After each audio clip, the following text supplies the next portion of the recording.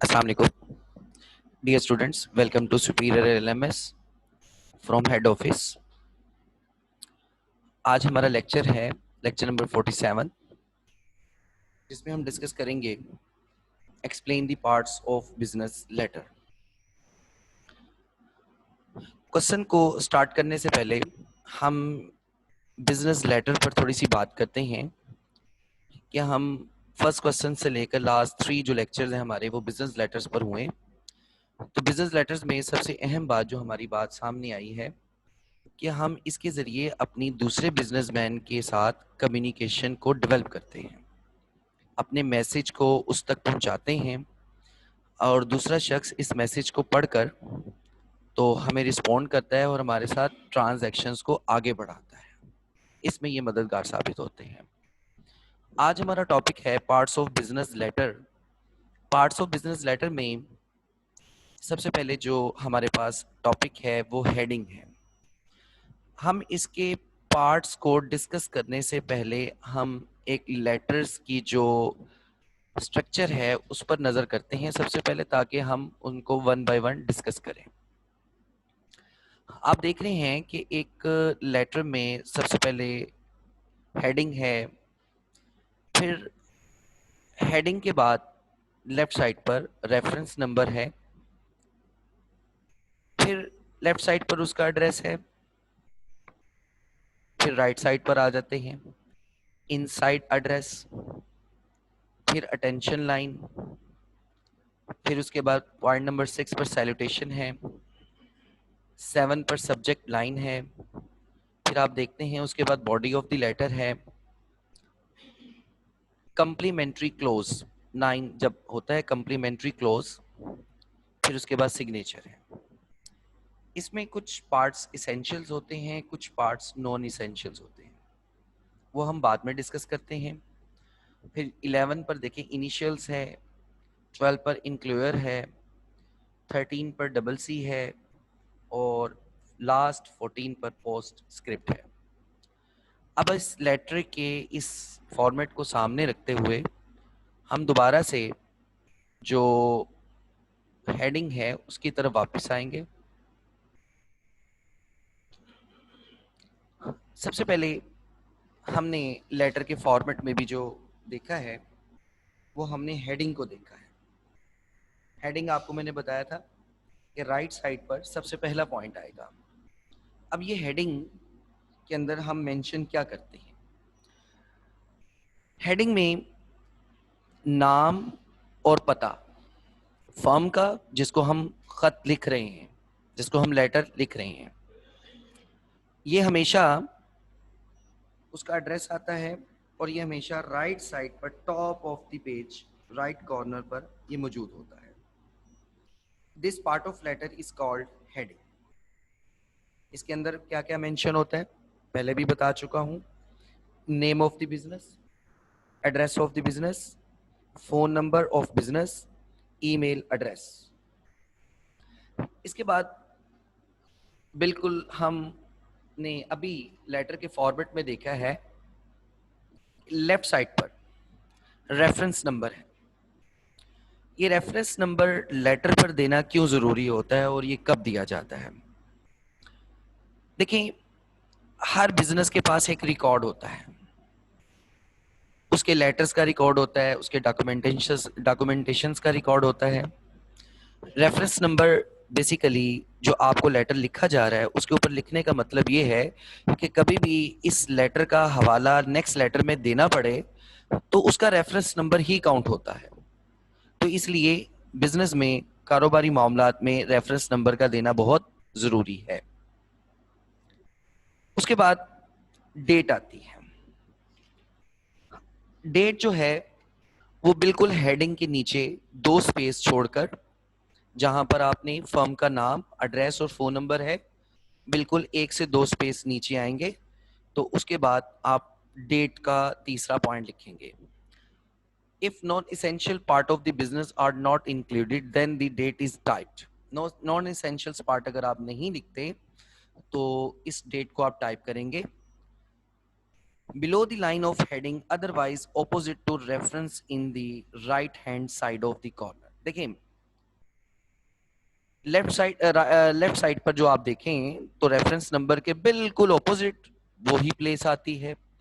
अगर मैं इसको इस तरीके से आपको बता दूं कि हेडिंग्स की 2 स्पेस छोड़कर नीचे, तब भी इसका सेम एड्रेस, सेम लोकेशन, वहीं से सेम लेआउट्स हैं इसके भी, तो लिहाजा डेट का मेंशन करना भी जरूरी है।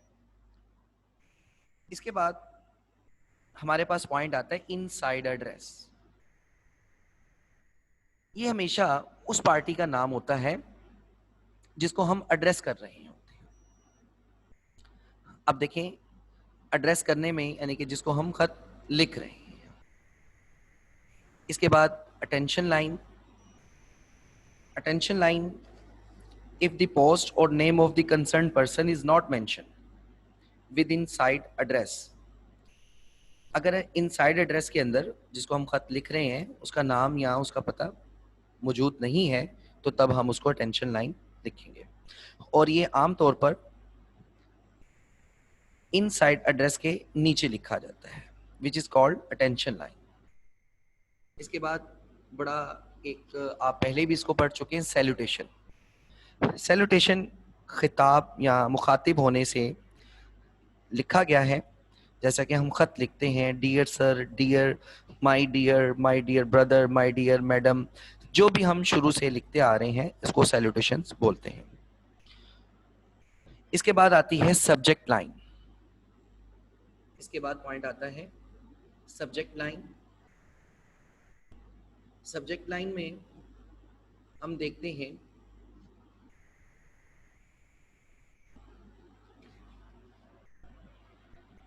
इस place between, centre between salutation and first paragraph. जो फर्स्ट पैराग्राफ आप लिखेंगे उसके और सैल्यूटेशन के दरमियान में, हम सब्जेक्ट लाइन के दरमियान में हम इसको पुट करते हैं। ये आमतौर पर इसलिए होता है कि ये एक आपके लेटर का main idea, central idea define करता है। इससे रीडर को ये पता चल जाता है कि ये लेटर किस सब्जेक्ट के बारे में है, ये लेटर किस किस सब्जेक्ट मैटर के मुतालिक लिखा गया है। एक बिल्कुल स्मॉल, छोटे 8 से 10 वर्ड्स के अंदर या 6 से 7 वर्ड्स के अंदर हम इसको, या 3 से 4 वर्ड्स के अंदर हम इसको डिफाइन करके दूसरे शख्स को ये समझाने की कोशिश करते हैं जिसने हमारा लेटर पढ़ना है कि हमारा लेटर किस पॉइंट्स के, किस सब्जेक्ट के मुतालिक है। इसके बाद आता है body of the letter. Body of the letter में इसको बहुत सारे पैराग्राफ्स के अंदर डिवाइड किया जाता है। हर पैराग्राफ जो होता है वो हर एक सिंगल टॉपिक या थॉट को डिफाइन करता है, और ये हमेशा सैल्यूटेशन के बाद लिखा जाता है। इसके बाद आता है कम्प्लीमेंट्री क्लोज। कम्प्लीमेंट्री का लफ्जी मायनी है मुकम्मल करने के बाद खत्म करना, इख्तितामिया। It consist of words of respect. ये हमेशा रिस्पेक्ट के वर्ड से जाहिर होता है, जैसा कि yours faithfully, yours truly, yours sincerely, end is written on the right end bottom corner. और हमेशा राइट साइड पर जो सबसे नीचे वाला कॉर्नर है उसमें इसको मेंशन करते हैं। पॉइंट नंबर 10 पर सिग्नेचर है। The writer of the letter put down the signature. कहां पर करेंगे इसको? जहां हमारा कंप्लीमेंट्री क्लोज है, बिल्कुल उसकी 2 स्पेस छोड़कर नीचे। इसके बाद कुछ पार्ट्स होते हैं नॉन इसेंशियल्स, उसमें ये आता है इनिशियल्स। इनिशियल्स का मतलब है कि ये उस बंदे के सिग्नेचर होंगे जो इसको लिख रहा है। इसको लिख रहा है, जैसे कि हम कहते हैं कि टाइपिस्ट अपना कर सकता है, सेक्रेटरी जो आपको ये लेटर लिखता है वो अपने सिग्नेचर लेफ्ट साइड पर, शीट के लेफ्ट साइड पर आपको मेंशन करता है। इसके बाद इनक्लोयर है। इनक्लोयर का मतलब है कुछ डॉक्यूमेंट्स की attachment. Papers enclosed with the letter should clearly be indicated in the body of the letter। आपको बॉडी ऑफ द लेटर के अंदर ये चीज़ें मेंशन कर देनी चाहिए। जैसे हम आमतौर पर कोई लेटर लिखते हैं तो उसमें हम आसान अल्फाज में कहते हैं कि ये फला फला ये XYZ डॉक्यूमेंट्स हैं जो कि ख़त के साथ लफ हैं, दरख्वास्त के साथ लफ हैं, उसका रेफरेंस देना पड़ता है। तो इनक्लेयर को हम बिल्कुल बॉडी ऑफ द लेटर के अंदर मेंशन करते हैं। कॉपी फॉर, कॉपी फॉर का मतलब आप कॉपी से जानते हैं कि कॉपी उस वक्त हम करवाते हैं जब हमने किसी को आगे डॉक्यूमेंट्स अपने उसकी नकल भेजनी होती है। तो इसी तरह इसमें देखें, if the copy of the letter is required to be send to another person, अगर आपने अपने लेटर की कॉपी किसी दूसरे शख्स को भेजनी है या इंस्टीट्यूशन को भेजनी है तो ये हमेशा इनक्लियर के बाद लिखते हैं। इसके बाद पोस्ट स्क्रिप्ट, इसके बाद आखिरी पॉइंट है postscript. An extra message is added to the end of the letter. Postscript का मतलब है कि कुछ इंपॉर्टेंट नोट्स होते हैं जिसको आखिर पर हम लिख देते हैं। उसके लिखने का मकसद सिर्फ ये होता है, जो अहम बात है जिस पर ज्यादा तवज्जो मबजूल करवाने की कोशिश हम कर रहे हैं रीडर की, तो इस सिलसिले में हमें ये पोस्टस्क्रिप्ट लिखना पड़ता है। उम्मीद है क्वेश्चन आपको मुकम्मल समझ में आया होगा। Thank you very much. Allah Hafiz.